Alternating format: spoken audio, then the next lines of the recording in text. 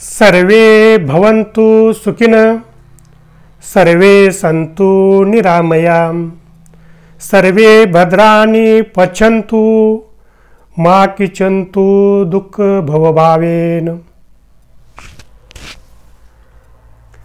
आज आपण एक अतिशय साधा पण विचार करायला लावणारा विषय घेऊन आलो आहोत। विषय आहे सुख म्हणजे नक्की काय असतं। बऱ्याच वेळा आपल्याला वाटतं की भरपूर पैसा मिळणं म्हणजे सुख, किंवा एखादं मोठं चांगलं पद मिळणं म्हणजे सुख। पण ज्याला हे दोन्ही मिळालं आणि त्याच्या अंतःकरणात जर शांती नसेल, समाधान नसेल, तर हे सुख जास्त काळ टिकत नाही, क्षणिक ठरतं।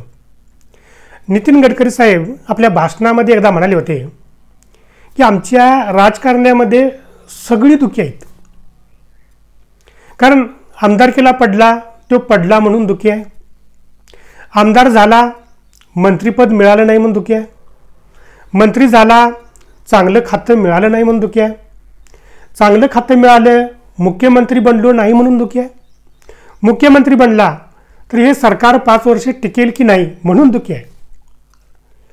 म्हणजे सर्वजण दुःखी आहेत। गौतम बुद्ध म्हणतात की सुख हे बाहेरच्या जगात मिळत नाही, बाहेर मिळत नाही, सुख हे आतून उमलावं लागतं। एकदा एक शेतकरी आपल्या विहिरीतून 2 माठातून पाणी आणायचा। एक माठ पूर्ण भरलेला यायचा आणि दुसरा माठ थोडा रिकामा यायचा, कारण त्याच्या तळाला थोडं भोग पडलेलं होतं। तरीसुद्धा तो रोज त्या 2 माठांनी पाणी ओढवायचा। एक दिवस तो माठ त्या मालकाला म्हटला, शेतकऱ्याला म्हटला की माझा का उपयोग, मी तर फाटका आहे, तुम्ही मला का ठेवला आहे? तर तो शेतकरी त्याच्याकडे बघतो आणि हसून म्हणतो की तू ज्या वाटेवरनं येतोस किंवा तुला ज्या वाटेवरनं आणलं जात आहे त्या वाटेवर मी फुलझाडं लावलीत आणि ती फुलं एवढी सुंदर भरलीत की रोज सकाळी ताजी फुलं पडताना मला सुख वाटतं, आनंद मिळतो। म्हणजे बघा, आपल्यात काही कमतरता असून सुद्धा किंवा आपल्यात काही उणिवा असून सुद्धा आपण जगाला आनंद देऊ शकतो किंवा सुख देऊ शकतो। पण काही ना काम टाळण्यामध्ये सुद्धा सुख आहे। एकदा एका शाळेत शिक्षक एका विद्यार्थ्याला म्हटले, मला सांग सुख म्हणजे काय? विद्यार्थी म्हटला, सुट्टी मिळणं म्हणजे सुख। गुरुजी म्हटले, हो का, मग अभ्यास?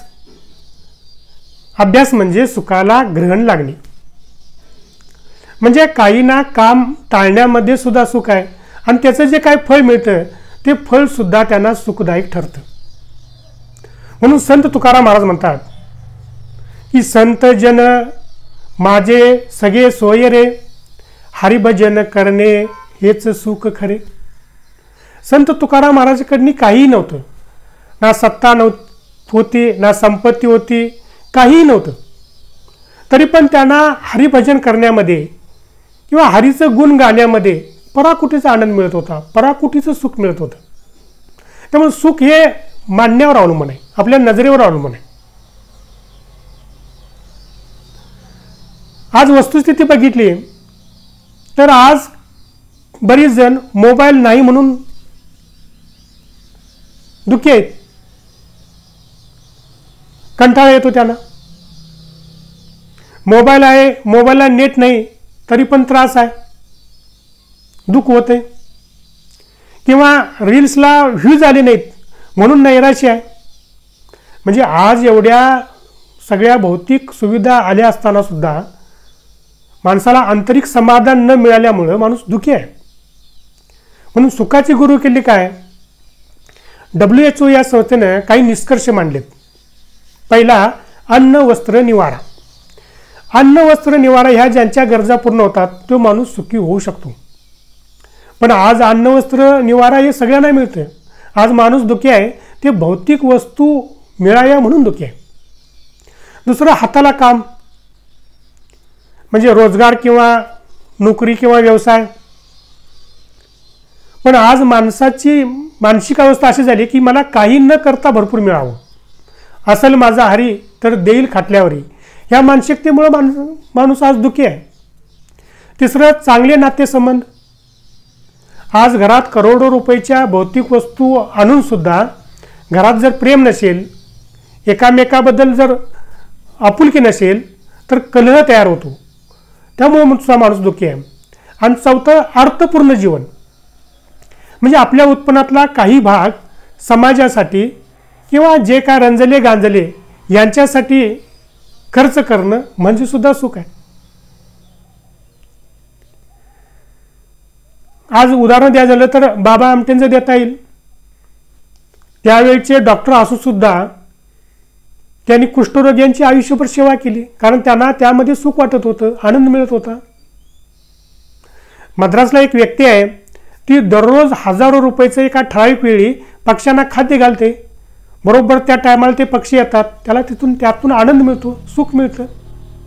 किंवा टाटा हॉस्पिटलच्या बाहेर एका व्यक्तीनं हॉटेल चालवलं, कॅन्सरग्रस्त रुग्णाच्या नातेवाईकांना मोफत अन्न देतो, कारण त्यांना त्यामध्ये सुख वाटतं. कारण शेवटी सुख हे मानण्यावर अवलंबून आहे. जर आपलं मन शांत असेल तर एका चहाच्या कपात सुद्धा आपल्याला सुख मिळतं. निरंकारी मिशन म्हणतं की सुख हा स्थायी भाव आहे, तो बाहेर सापडत नाही, तो आत उमटावा लागतो. म्हणून जगी सर्व सुखी असा कोण आहे, विचारी मना तूच शोधून पाहे. कुणी तन दुखी, कुणी मन दुखी, कुणी धन दुखी, थोडे थोडे सब दुखी, सुखी हरीचा दास. म्हणून हरिनाम घ्या,